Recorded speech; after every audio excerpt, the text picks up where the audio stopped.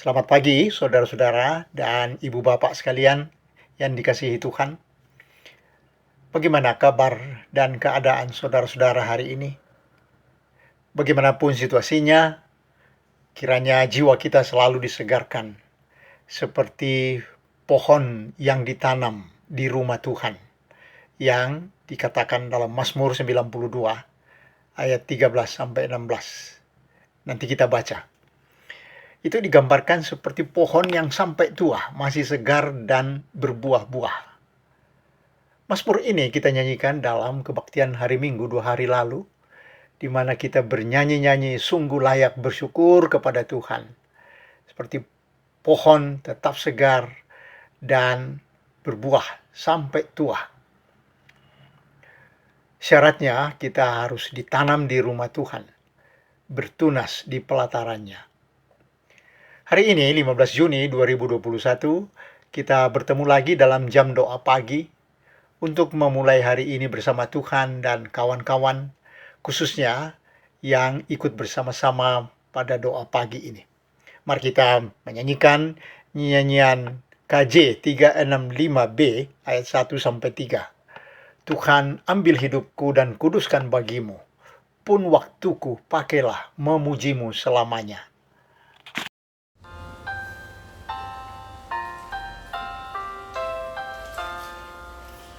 Tuhan, ambil hidupku dan kuduskan bagimu, pun waktuku pakailah memujimu selamanya, memujimu selamanya.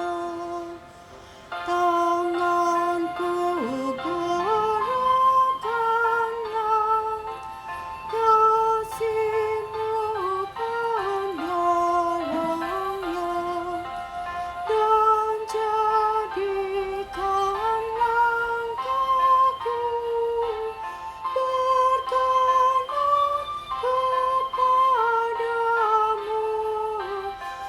berkenan kepadamu.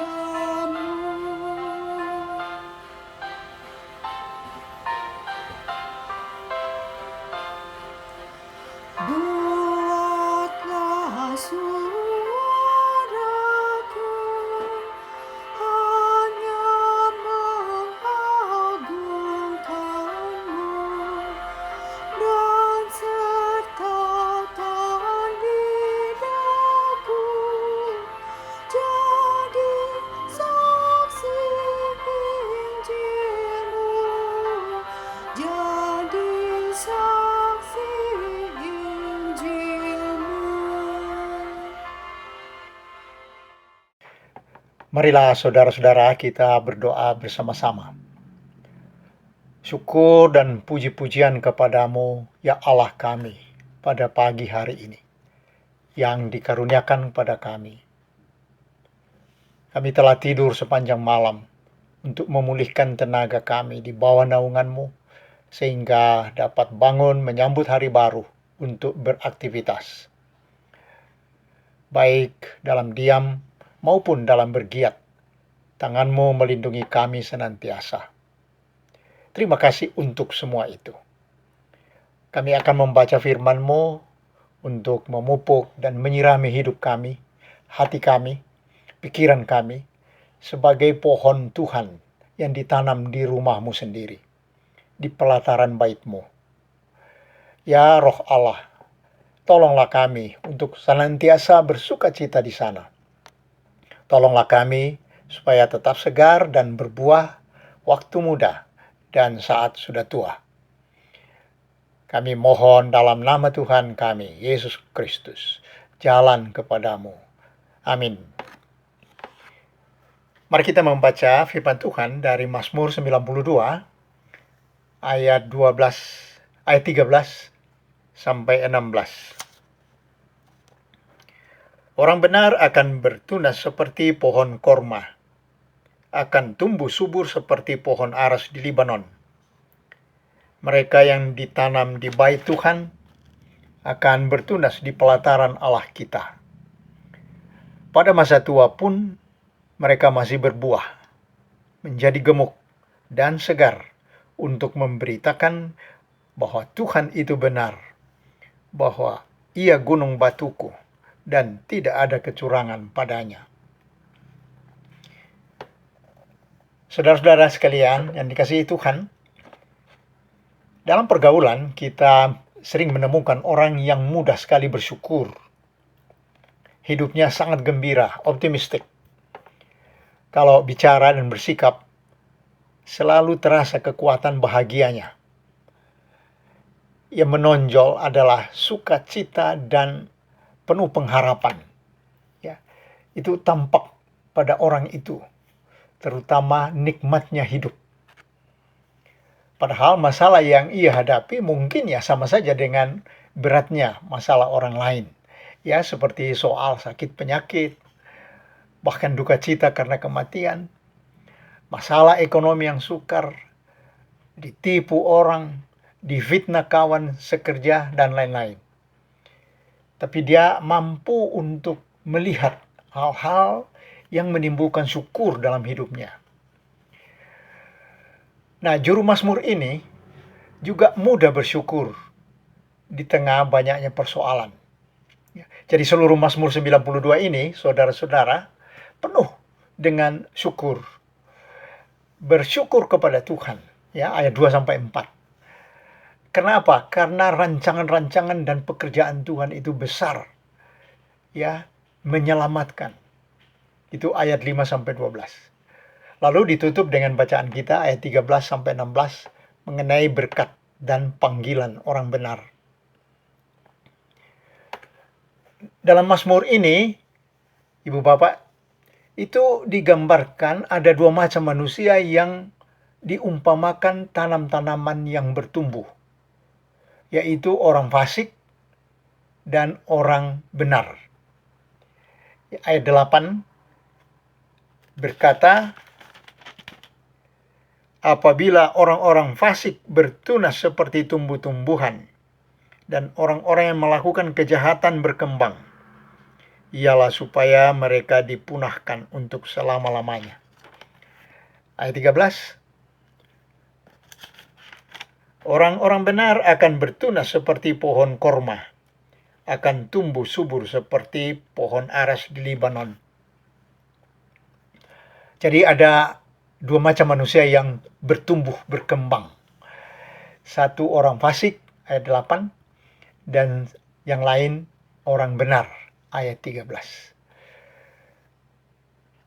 Dalam ayat 8 itu dikatakan apabila orang-orang fasik bertunas. Itu katanya, apabila itu bisa diganti dengan walaupun. Ya, kata seorang ahli itu, kata apabila bisa diganti dengan walaupun. Jadi, walaupun orang-orang fasik bertunas seperti tumbuh-tumbuhan, dan orang-orang yang melakukan kejahatan berkembang, ialah supaya mereka dipunahkan untuk selama-lamanya. Jadi, nilainya terbalik. Ya, walaupun bertunas dan berkembang, tapi hanya sebentar. Sebentar lagi lenyap, dipunahkan. Jadi orang fasik tumbuh dan berkembang, tapi kemudian segera tidak ada lagi. Ya, dalam Mazmur 73 ayat 19 sampai 20 kita baca yang sama. Ada orang yang sombong, fasik, pembual, yang menantang Tuhan, tapi bisa sehat, bisa gemuk, cepat kaya, pokoknya maju sekali hidupnya. Pas pemazmur cari-cari dia, ingin tahu seperti apa kelanjutan hidupnya, sudah lenyap, tidak ada lagi. Ya, orang fasik bertumbuh untuk tidak ada lagi. Sebaliknya, orang benar, saudara-saudara, digambarkan seperti pohon korma dan pohon aras yang senantiasa hijau, segar. Kenapa pohon korma bisa tetap segar kelihatan? Karena pelepah yang baru dari daun-daunnya itu selalu menggantikan pelepah yang jatuh. daun-daun yang jatuh. Pohon ara lebih tinggi lagi, ya, bisa 30 meter tingginya. Ya, batangnya besar sekali. Nah, seperti itulah pohon-pohon menggambarkan orang benar yang tumbuh subur dan segar. Sampai tua masih berbuah. Kenapa bisa begitu?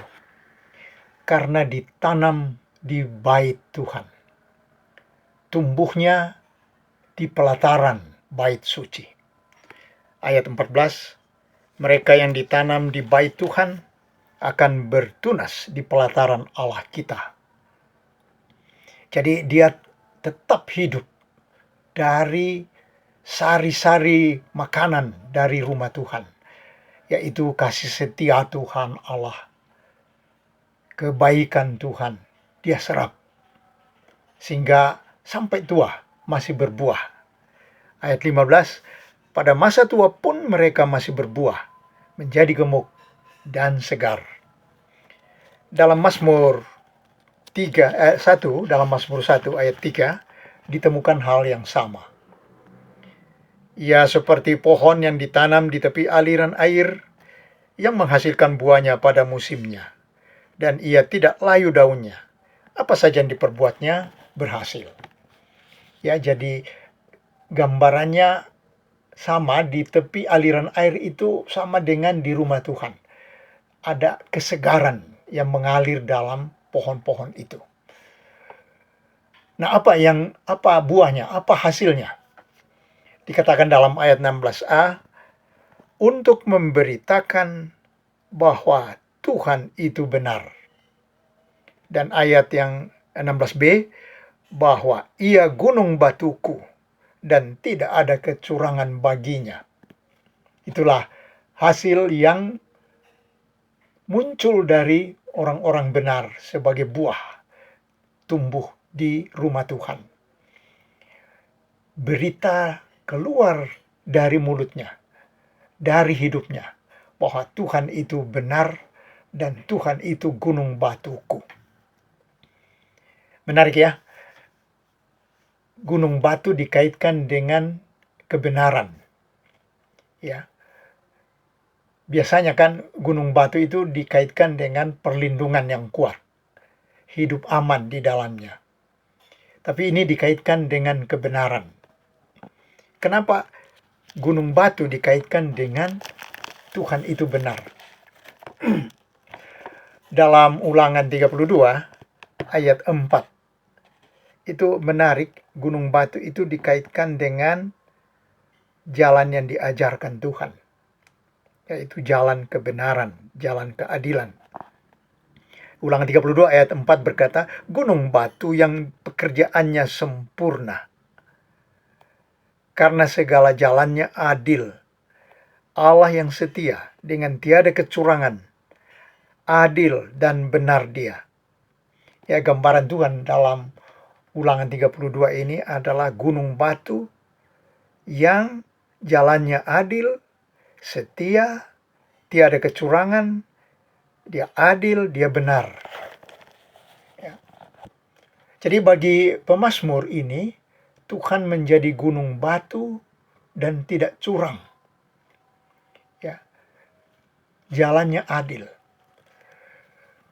Itulah pengalaman pemazmur. Dan di dalam Ulangan yang sama 32 ya, ayat 12, itu pada ayat-ayat selanjutnya digambarkan mengenai dari gunung batu itu mereka menemukan atau pemazmur minum air madu. Ya. Ayat 12 dan 13. Demikianlah Tuhan sendiri menuntun dia, dan tidak ada Allah asing menyertai dia. Dibuatnya dia berkendaraan mengatasi bukit-bukit di bumi, dan memakan hasil dari ladang. Dibuatnya dia mengisap madu dari bukit batu, dan minyak dari gunung batu yang keras. Jadi hidup orang benar itu penuh dengan syukur karena Tuhan setia kepadanya. memberikan perlindungan dan keamanan, memberikan madu rohani yang menyegarkan hati dari gunung batu. Tidak curang dalam berhubungan dengan pemazmur. Jadi seperti pohon, ia menyerap sari-sari makanan, air, madu yang menyegarkan. Sehingga dia berkelimpahan. Di rumah Tuhan dia tumbuh dalam kebaikan Tuhan, kesetiaan Tuhan, ada firman, ada bimbingan Tuhan, ada nikmat-nikmat Tuhan. Nah, tentu kita lebih lagi karena dikatakan dalam Kolose 3 ayat 16, perkataan Tuhan diam di antaramu sebagai kekayaan, sehingga kamu dengan segala hikmat mengajar dan menegur seorang akan yang lain, sambil menyanyikan mazmur, puji-pujian, nyanyian rohani. Kamu mengucap syukur kepada Allah di dalam hatimu. Itulah buah kita, bahwa kita tumbuh di rumah Tuhan. Amin. Marilah kita berdoa membawakan doa-doa syafaat kita, saudara-saudara. Ya Tuhan kami, Bapa kami, syukur kami diperkenankan tumbuh di rumah-Mu, mendapat sari makanan rohani dari rancangan dan perbuatan Tuhan yang besar dan penuh kebaikan. Dan Tuhan membimbing kami dengan firman tiap-tiap hari, agar selalu bisa segar dan berbuah. Ya Tuhan, kami mendoakan majelis jemaat-Mu di sini, agar selalu dituntun roh Tuhan, sehingga dapat memberikan layanan dan pembinaan kepada para anggota dan simpatisan jemaat melalui berbagai cara dan acara, sehingga kami semua dapat menghayati terus kasih, iman, pengharapan, sukacita, dan tanggung jawab kami di tengah situasi yang sukar, di mana kami belum dapat berkumpul seperti sedia kala. Terutama para warga yang karena keterbatasan peralatan tidak dapat mengikuti dengan baik secara online, kebaktian, PA, persekutuan wilayah, doa pagi, doa malam, ataupun acara pembinaan lain yang khusus. Ya Roh Kudus, tolonglah supaya anak-anak-Mu tetap bersemangat untuk tumbuh dan segar hidupnya di rumah Tuhan, tidak layu, tidak mengering. Kami juga mendoakan mereka yang menyiapkan pernikahan mereka melalui katekisasi nikah yang sudah dimulai pada bulan ini, supaya gereja dapat menyiapkan mereka menjadi pasangan-pasangan suami istri yang kuat dan berbahagia. Khususnya yang pada minggu ini akan menikah, yaitu Saudara Lim Kian Kong dengan Saudara Nurfawati di GKI Residen Sudirman, Surabaya. Berkatilah persiapan mereka, sempurnakanlah, sehingga pada harinya nanti, 19 Juni, mereka mengalami sukacita dalam Tuhan bersama keluarga dan jemaat. Juga biarlah dalam perjalanan mereka sebagai suami istri, mereka diberi hikmat dan kekuatan Tuhan sendiri dalam menjalani dan menjalankan kehidupan sebagai pasangan suami istri yang taat kepadamu dan setia satu sama lain, saling mengasihi, baik dalam situasi yang menyenangkan maupun sukar, keadaan yang serba berubah. Biarlah mereka tahan uji dalam menghadapi kesulitan maupun godaan yang sering mengacaukan kehidupan rumah tangga. Kami juga mendoakan saudara-saudara yang isolasi mandiri karena tertular virus corona. Kami bersyukur Penatua Henny Rusli dan Ibu Iing sudah mengalami kemajuan, sehingga Bapak bisa bekerja lagi.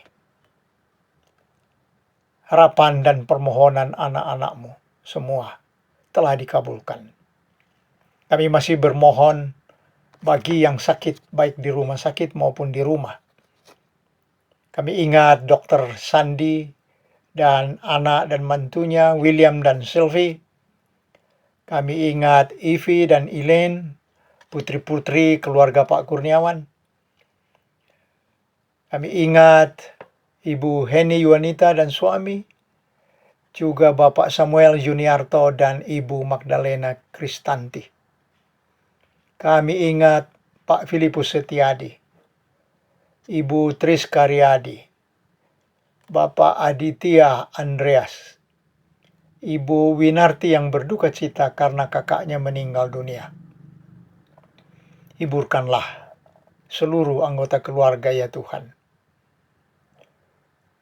Bercakap-cakaplah dengan anak-anak-Mu, supaya dalam keadaan ini mereka berpengharapan besar padamu dan dipulihkan. Kami mendoakan juga anak-anak-Mu yang karena usia lanjut menjadi lemah bahkan sakit.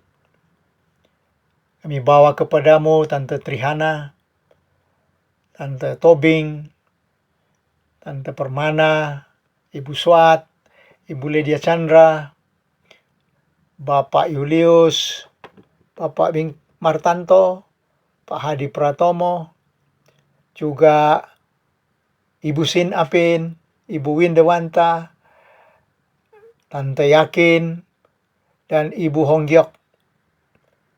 Ya Tuhan, biarlah kehadiran-Mu menjadi kekuatan mereka. Bercakap-cakaplah tiap saat dengan anak-anak-Mu yang selalu berharap. Berkatilah semua usaha keluarga, semua usaha para ahli untuk memulihkan dan menguatkan. Kiranya mereka selalu dalam pergaulan, percakapan dengan Tuhan, selalu dalam kasih, iman, pengharapan, damai sejahtera, sukacita, dan kebahagiaan dalam kebaikan-Mu. Kami mendoakan juga warga yang mengalami kesukaran karena kehidupan sosial ekonomi mereka sangat sulit karena pengaruh wabah virus penyakit. Mohon Tuhan selalu membukakan jalan bagi mereka, selalu mendapat hikmat dalam perjuangan mereka, sehingga tiap saat dilewati dengan pengalaman baru bagaimana Tuhan mencukupkan dan meningkatkan keadaan mereka. Kiranya program dan usaha tim tanggap jemaat selalu menjadi cara Tuhan juga mengulurkan tangan kepada anak-anak-Mu yang hari-hari ini sangat sukar dan memerlukan pertolongan secara tepat. Dengan penuh syukur di depan-Mu, kami senang sekali mendengar bahwa keadaan ekonomi dunia, termasuk ekonomi bangsa kami, terus membaik dan mengalami kenaikan. Kami terus mendoakan perkembangan ekonomi bertumbuh, sehingga melegakan umat manusia di seluruh dunia. Kami juga sedih dan was-was mendengar potensi gempa bumi yang besar dan tsunami di pantai selatan Jawa Timur yang diberitakan petugas pemerintah. Tolonglah sehingga kesiapsiagaan pemerintah dan masyarakat dapat mencegah kerusakan dan jatuhnya korban seperti biasanya kalau ada gempa bumi dan tsunami. Semua permohonan kami ya Bapa, kami bawa kepadamu melalui Tuhan kami Yesus Kristus. Bapa, terima kasih. Bapa, terima kasih. Bapa di dalam sorga, puji terima kasih. Amin.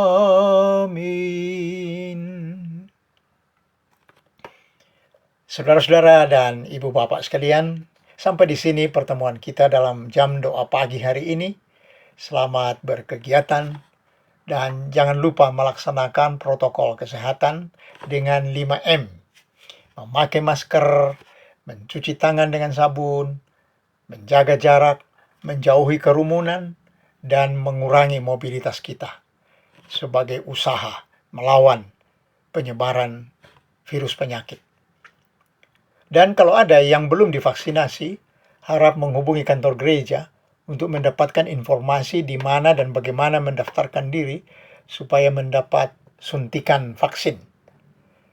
Selamat pagi dan salam sehat.